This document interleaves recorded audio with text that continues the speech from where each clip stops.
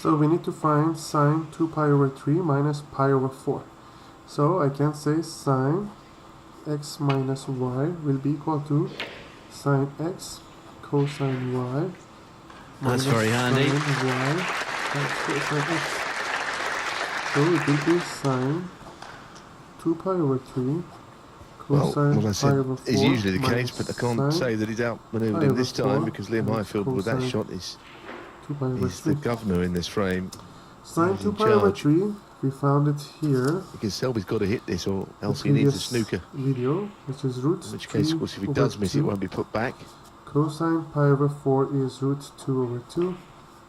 Sine pi over 4 is root 2 over 2. And cosine 2 pi over 3 is negative 1 over 2. You won't answer that one back. So the answer will be root 3 times root 2 is going to be root 6. Perfect kiss, really, to leave the yellow safe.